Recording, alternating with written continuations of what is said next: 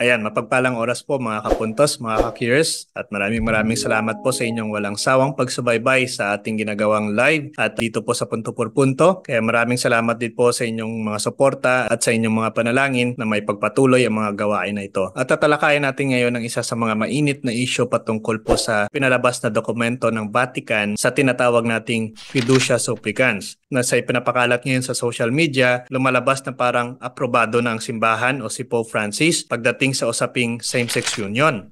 Totoo kaya ito? Yan po ang tatalakayin natin sa oras na ito. Hi there, this is Vince Catholic. Kamakailan lang ay naglabas ang Vatican ng isang dokumento na pinamagatang Fiducia Supplicans na kung saan ito ay aprobado ni Pope Francis na nagpapaintulot sa mga paring Katoliko na basbasan ang mga magkapareha sa mga hindi regular na sitwasyon, kabilang na ang mga divorce at ang nag-aasawang muli, polygamous union o pag-aasawa ng marami at same-sex union na kung saan naging malaking issue para sa ilan. Naayon po sa isang post, bakit daw hinahayaan ng simbahan na basbasan ang isang makasalanang pagsasama? Ang basbas nga bang ito ay labag sa kalooban ng Diyos? O nagkaroon lamang ng ibang pag-unawa ang iba sa sinasabing blessing mula sa ating mga kaparian? Kung ikaw ang nasa sitwasyon, ano ang mainam na tugon sa usaping ito? Halika at pag-usapan natin ito. Gawin nating simple ang paliwanag ng nilalaman ng dokumento na ipinalabas ng simbahan patungkol sa pagpapahintulot na basbasan ang mga same-sex couples at ang iba pa. At hiniling natin sa ating mga kapwa Katoliko na maging bukas ang ating isipan sa mga usapin na ito. Narito po ang ilan sa mga pinupunto ng tinatawag nating Fiducia Supplicans. Una po dito, Marriage and Blessing of Mercy. Ang doktrina tungkol sa kasal ay hindi pa rin po nagbabago. At ang sinasabing basbas ay hindi nangangahulugan ng pagsang-ayon sa same-sex union, polygamous union, divorce, and remarriage union. Malinaw pa rin na sinasabi sa dokumento na ang kasal ay exclusive lamang sa babae at lalaki. And only sexual relation sa pagitan ng isang lalaki at isang babae in the context of marriage ay itinuturing na ayon sa batas ng simbahan at ayon din sa tinuturo ng Biblia. Sa kabilang banda, ang basbas na ito na ibinibigay ng mga pari to couples in irregular situations kagaya ng same-sex couples ay tinatawag nating Blessing of Mercy.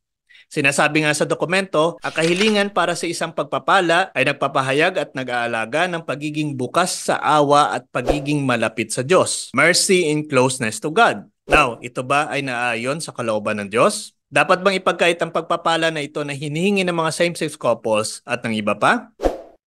Noong tinanong po si Pope Francis patungkol sa kanyang tugon sa mga gay person, ang tanging sagot niya ay ito. Kung ang isang tao ay bakla at naghahanap ng Diyos at may mabuting kalooban, sino ako para humusga? Patungkol po sa usaping ito, alam ni Pope Francis kung saan siya lulugar at kung paano tutugunan ang isyu patungkol sa mga usaping ito na makakabuti sa karamihan at naaayon sa kalooban ng Diyos. Always remember that it is not our responsibility to judge people. It is God's responsibility. Pumarito po si Kristo sa lupa hindi para sa mga matutuwid na tao, kundi sa mga makasalanan para sa kanilang pagsisisi. At sa pamamagitan ng basbas na ito, ay maituturing natin na ang simbahan ay bukas hindi para kondinahin ang mga kapatid natin na same-sex couples at ng iba pa. At sa pamamagitan ng basbas na ito, ay maituturing natin na ang simbahan ay bukas para sa kanila at hindi para kondinahin ang mga kapatid natin na same-sex couples at ng iba pa. Tanging nilalayon lamang nito ang mabigyan pa rin sila ng pagkakataon na magsisi sa kanilang mga kasalanan at makapanumbalik sa awa ng Diyos.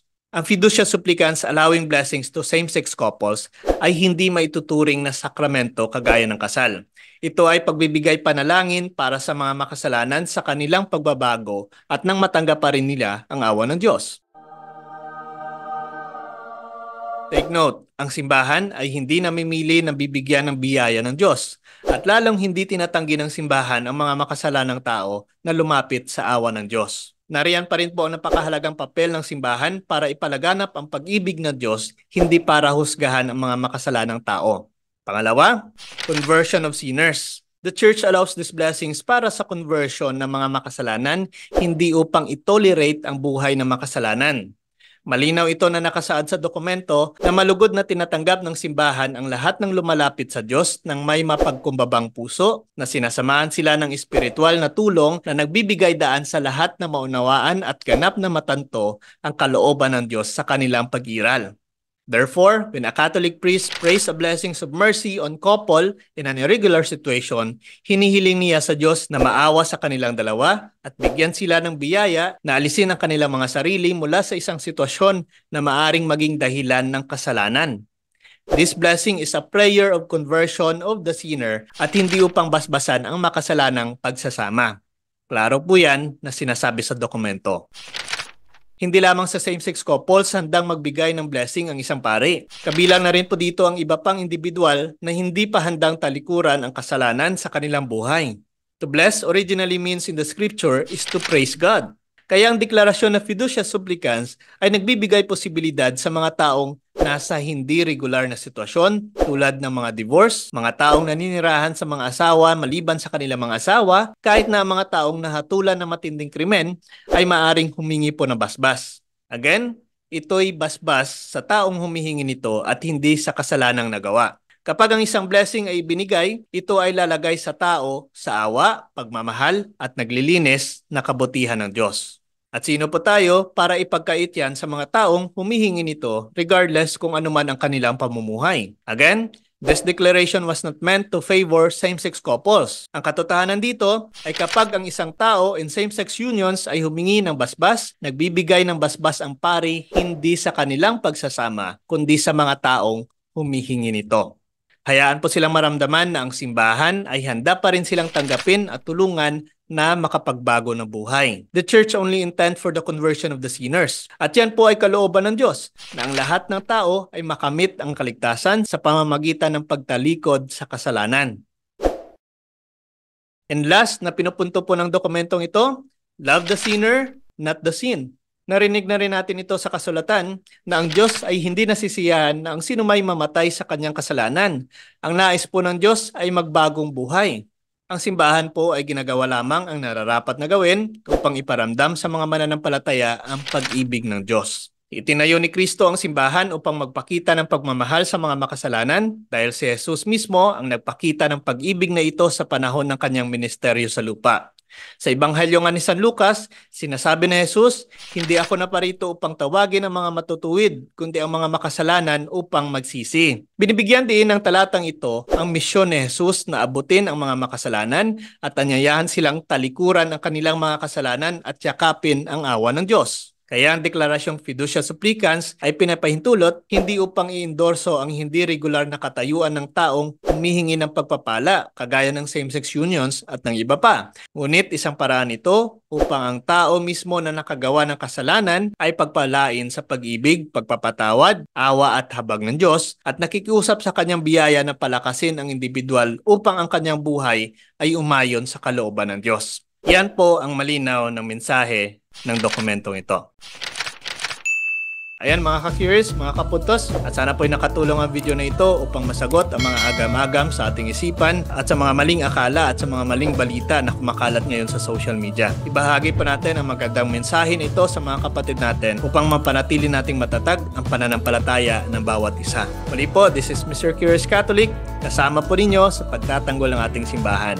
Pro Deo et Ecclesia. Sa Diyos po ang lahat ng kapurian. Nel nome del Padre, del Figlio, e dello Spirito Santo. Amen. Ciao mga minamahal na mga kapatid sa buong panig ng mundo, lalo sa mga kapatid natin sa Pilipinas at mga kapwa FW sa buong mundo. Ito yung abang lingkod, Brother Teodoro. So magkaisa, nandito po ako sa bansa pong Italia, sa Archdiocese of Arqueropita. Ito po yung mga lugar ng St. Nilo, sa San Bartolome, Venerable Madre Isabella de Roses, no? So ninyahan ko po mga hindi pa yung mga viewers, no, tagapatangkilik natin na subaybayan po natin, suportahan po natin, ipagdasal po natin ang Mr. Curious Catholic at sa mga subscribers na po, tuloy-tuloy po tayo mag-like, mag-comment at mag-share lagi upang makibahagi po tayo sa misyon natin bilang isang pari, hari at propeta ayon sa ating Katekismo 897 at patugunan po natin ang panawagan ng ating pong Katekismo Catholic Church 1721, to gain the happiness of heaven, we must know, love, and serve God. So see you there mga kapatid sa Mr. Curious Catholic. Bye-bye. God bless. See you in heaven.